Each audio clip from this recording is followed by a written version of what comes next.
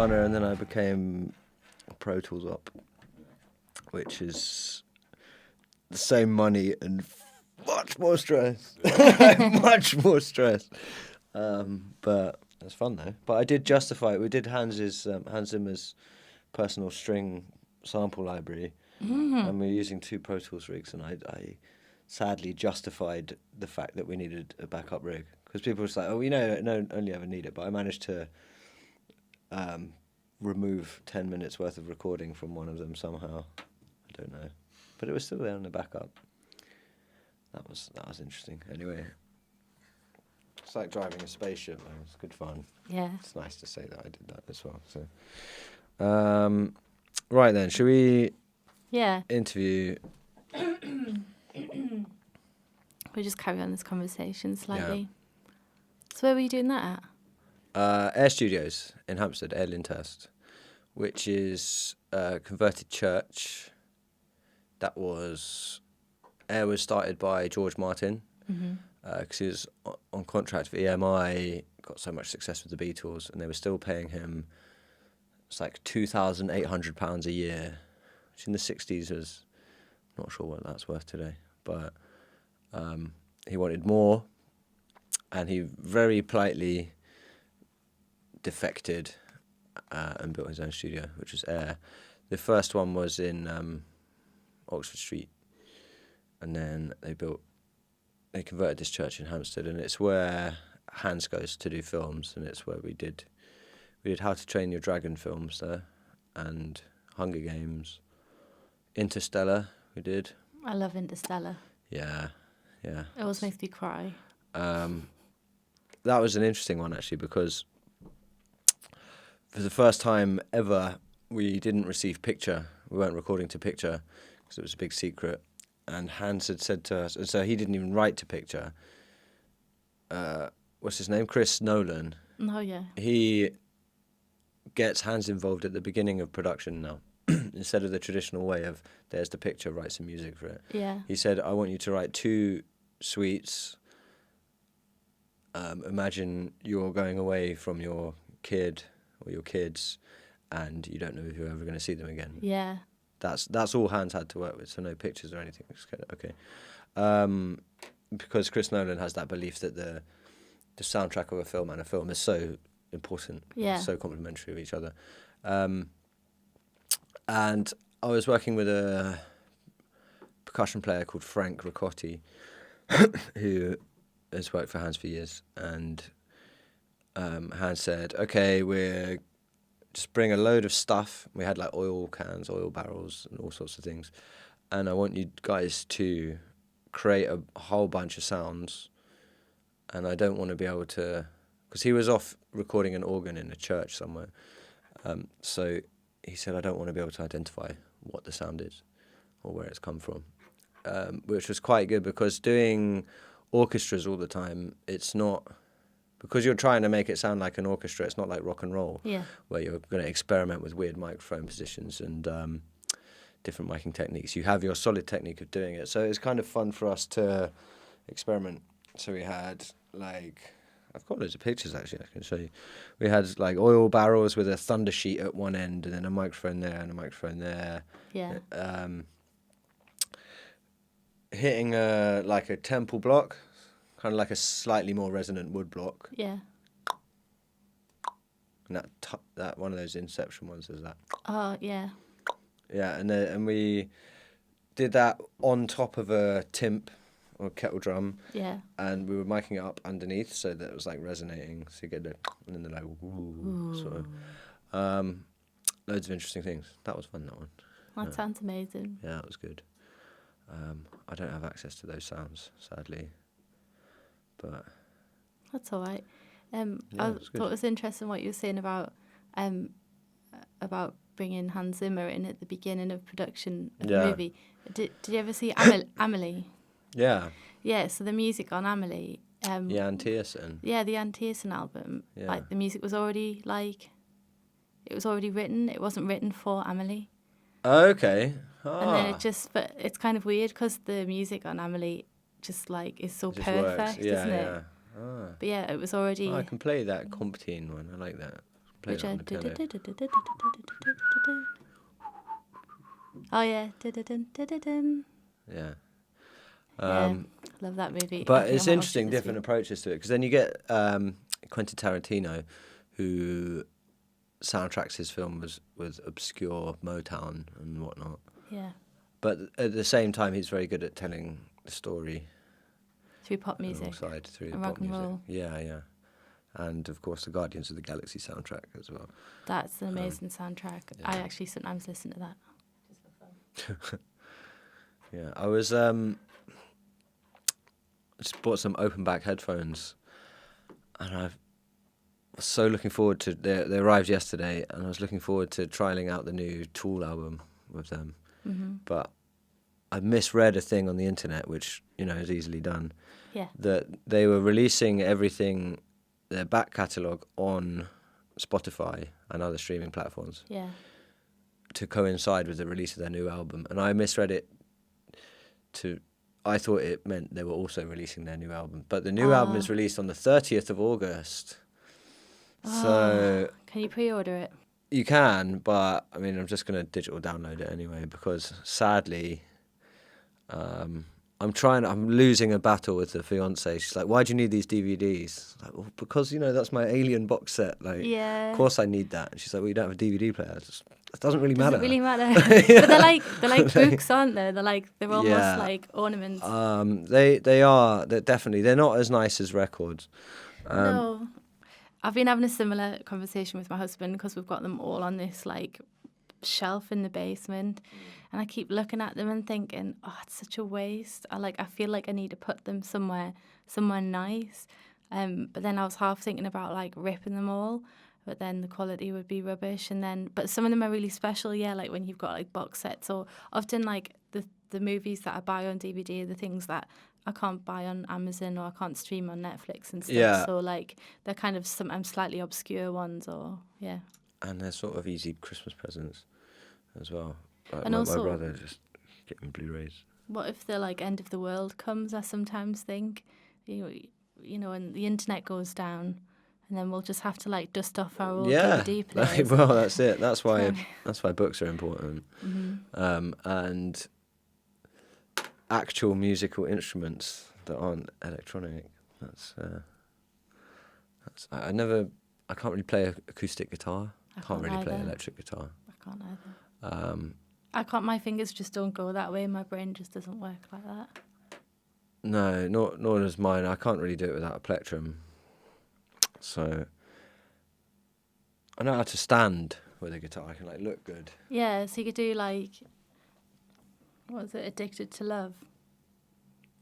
That music video. What's that one? The lights are on, and then it's got all the models miming on there. Mm-hmm. Have you seen that one? No. I'll show it to you after. A new one? No, it's like from the 80s. Oh, okay. It's just like a load of supermodels like pretending to play instruments, and the drummer's like looking off camera. Like, oh, okay, yeah. That rings a bell, actually. Yeah. Okay. So. Do you play bass? I can play some bass, but only with a plectrum, and like the frets are really far apart. Yeah. I knew someone with a 7-string bass. Ooh, yeah. Which is a bit much, but it's 12-string bass. Because I always used to listen to lots of Metallica. I didn't think bass guitars were important, to be honest, but obviously they are. But when you're listening to stuff where you can't hear any of it, yeah. There's loads of bands now, like, there's quite a few bands where it's just a guitarist and a drummer, like White Stripes. Yeah, I know quite a lot of them now. And then there's Royal Blood is like the inverse of that as well. Mm-hmm. But I'm sure there's a real guitar on some of the recordings. I'm convinced. Must make it more difficult to like reproduce live without like having like a backing track or something. Yeah, I mean you can split your signal and go through the pedals that way, but I mean that's what Jack White does. Yeah, you could split, or you can split it and do one out of 2 different amps and stuff, can't you? Yeah. So I think Jack White did. He had it split and then split again, or at least he had it split and then with an octave going down an octave, and then the non-octave signal was split into left and right. It's going to 2 different amps, but I don't know. It's quite, but it's someone. He's got enough sort of musicianship and charisma to carry it off. to make that work. Yeah. Yeah, because 2-person bands, if one person's just sitting down, there's a band, I think they're based in London, called De Furious. But the drummer's like amazing, and she like puts on like a real show, and it kind of really complements that, so you don't kind of feel like you're missing like a third person. Right, that's intriguing. But actually, going the opposite way, do you know Joe Bonamassa? No. Okay, so he's one of these superstar sort of blues rock guitarists. Yeah. And like B.B. King got him up to jam with him when he was like 12 years old or something. But anyway, he does these big tours and has 2 drummers. 2 drummers? 2 drummers. That's insane. So that's interesting. One of the artists I'm working with at the moment, they recorded a song, but they recorded it twice with different drummers. Okay. And then they've mixed it together so that there's a left and the right track are different, but they kind of create a stereo feel. Okay. Yeah. They're actually, you can listen to them. them. But the drummers are playing the same like patterns. Pretty much, yeah. But there's just a slight sort of like, but it's quite interesting. It kind of makes you kind of feel something, because it's especially when you listen on headphones, it's like in your ears. It's like something to do with your balance. But yeah, you can listen to either one separately Well, that's an interesting point. With the best way to accept or to appreciate a good stereo recording is with headphones. I mean, even people. It's not often these days you'll find someone who spends a lot of money on a hi-fi and then sits in a chair and just like listens to records. No. I mean, there are people who do that, but when you're on like adverts in the 80s, like there's a dad in an armchair, and then just like in front of a listening room. Yeah. But you get really good headphones these days, and people are doing recordings to kind of go along with that trend. Yeah, because you can just walk around your house now if you've got some wireless and the range is long enough. Then. Yeah, I just walk around wearing a sub pack. Nothing else. Yeah, sub pack, nothing else. Sub pack and open back headphones. Bluetooth. It's great. Pretty good. Have you got a sub pack? No. Do you know what one is? No. Right, so it's it's like, did you ever go to Quasar? Well, or like Laser Quest or something? We used to call it Quasar Laser. Quasar Laser, yeah. So it's a bit like a sort of pack thing you wear, and it's essentially a wearable subwoofer. What? Yeah, so it vibrates. I used to know like boys had them in their cars when I was younger. Like naughty boys would come and pick you up. Oh yeah, and they just got massive subwoofers. Massive subwoofer in their boot. But this is one that you wear. Yeah, you wear it, and it's a bass speaker, and you wear it, and it gets some getting used to. It takes a while to get used to it, but once you it gets to a point where it feels like you're not wearing it, and if you have some good immersive headphones, it's like you're in a rave. You know? It's amazing, and it's good for. The theory behind it is you take the room out of the equation. Okay. So for home producers, it's kind of helpful, as well as just if you don't want to piss off your neighbours when you're listening or whatever. But that's half the fun. It is, yeah. But anyway, sub pack, great thing. Look into it. I bought one with Black Friday discount. Excellent. Last year. They're expensive, but very good. Because I don't have the right kind of electricity supply to power a studio at home, so I have to improvise, and so I can't really have monitor speakers. Hence, just investing in better headphones and low end representation. What kind of tracks are you working on at the moment?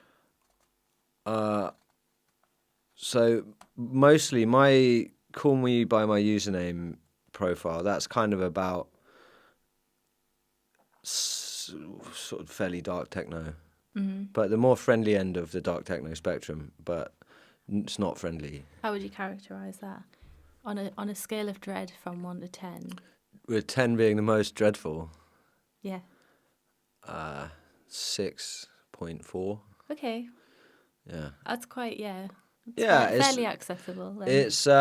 It's intense, and I quite like the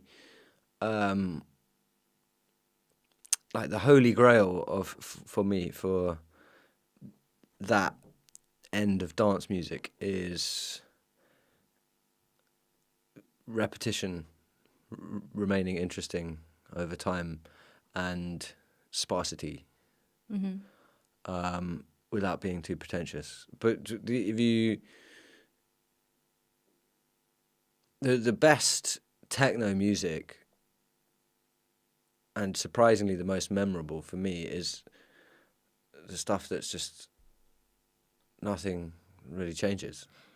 Yeah, because that's when it's more pleasing, isn't it? Like your brain, the way your brain processes it. Yeah.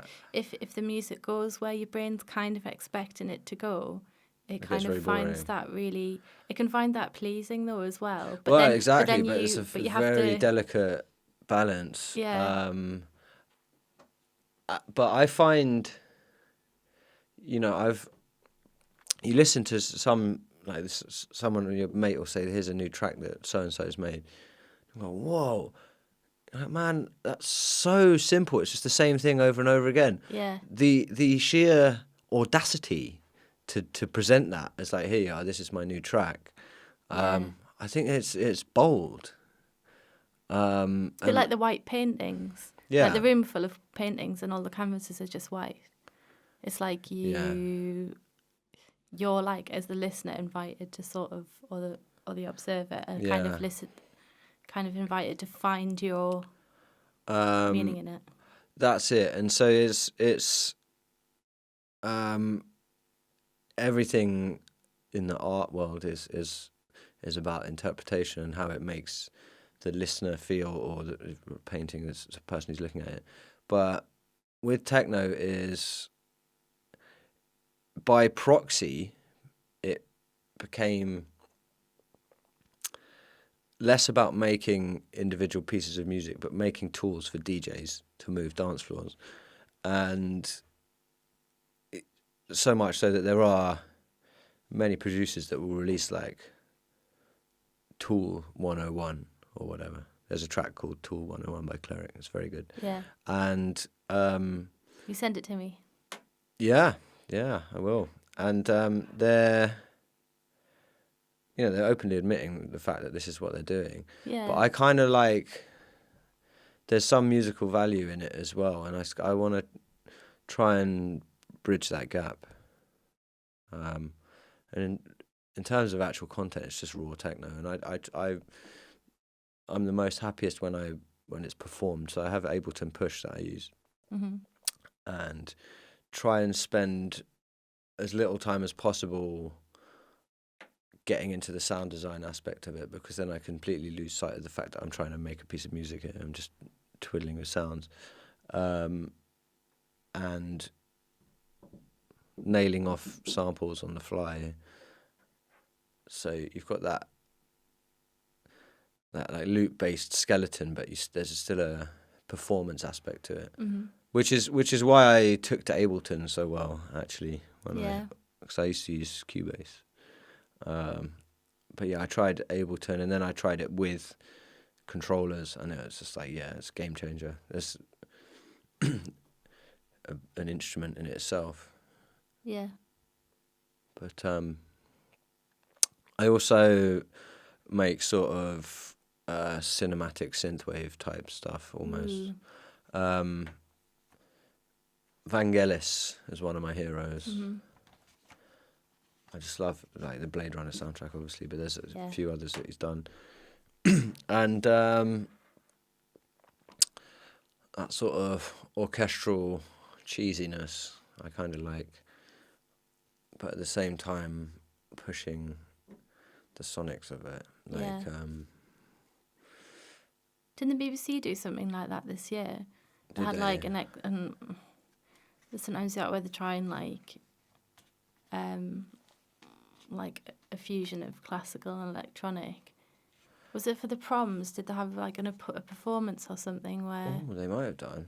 Well, that's what Niels Fram does. Yeah, I saw him last year. It's amazing. Ed likes Niels Fram as well, doesn't he?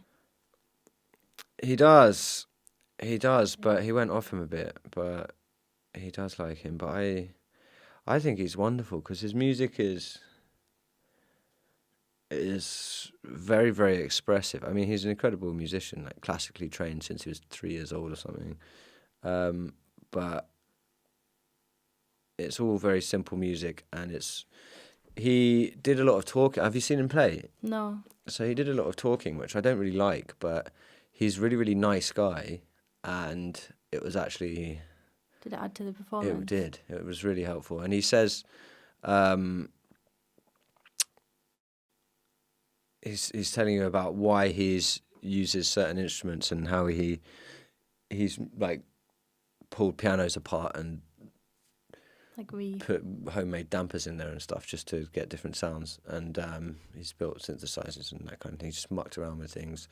And I bought his sheet music that they were selling on the merch stand, because you can't not buy merch, right? No, gotta buy merch. It's very Yeah. important. And there's a lovely introduction that he's written in this book of sheet music where he says, do you know what, look, when I recorded these things, I went into the studio and I just played them, and then I had to listen to them so then I could write them down. Transcribe them. And he said each time I play them live they'll be different. That's nice though. Like Keith Jarrett did that. He's just like improvised the whole thing, and then every one was different, and then you'd feed off the audience. But that's you're getting a real performance that way, and you're feeding off the audience as well, and you can make it relevant, specific. And there's one that he said, look, I haven't even put bar lines. There's no time signature. Yeah. There's no key signature, but the notes are there. Like, do what you like. And then, so he writes a little bit about each piece and like his thoughts on it. He says, this one, it's like, so that note there, that's a C sharp, like, change it to a C if you think it's better. Like, it's up to you. This is, make really this, nice. Here's a guide, and make it. He gives you the framework almost. Yeah. Funnily enough, that ties into something, this book, The Enigma of Reason. Ah, that one. Yeah. So it's about, how we come to conclusions based on like confirmation bias and this kind of thing. And then the reason and the logic comes after the fact. And there's a section that I just read yesterday that was about representations.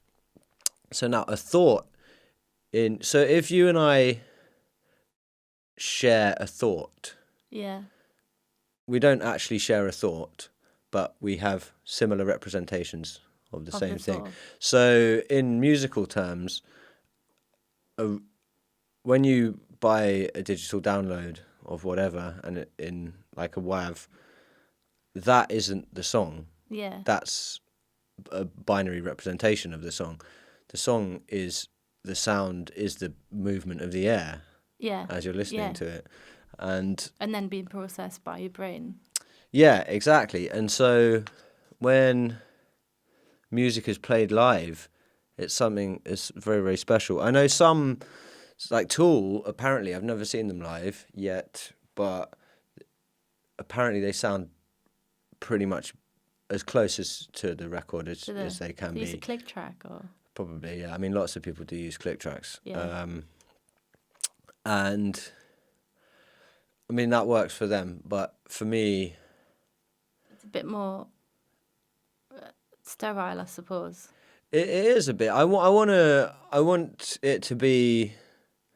I want to engage with the band in some way, and I think Metallica are the best band ever, even though there's so many reasons why that's not true. Kirk Hammett's guitar solos, there's bits of them that, you know, you recognise. Yeah. But then there'll be that other bit he does. You know, when some people they'll write a solo in the studio, but then it's exactly the same every time they play it live, and I kind of disagree with that. But I like songs to kind of evolve, and that's what Neil's from is like. Yeah, it evolves. If I'm in this mood or that mood, this tune that was really sad, it might be a little bit more upbeat when I play it live. That's good. And that's quite nice, and because he's you're communicating with people with your music, you know. So that's why I sort of tried to learn how to play piano properly again. Good call. But I bought a guitar, so that's useful. I'm trying to find an excuse for why it's useful. Yeah. A necktie. The piano key necktie. From Oh no, I haven't got one Zoolander. of those yet. Yeah, I mean, I probably should get one. I think I was gonna get one as well. So yeah. Anyway, thanks for coming in today, Toby. Thanks, Jazz. Nice to meet you. You're welcome. Good luck. Good luck for the future. Thank you. Likewise.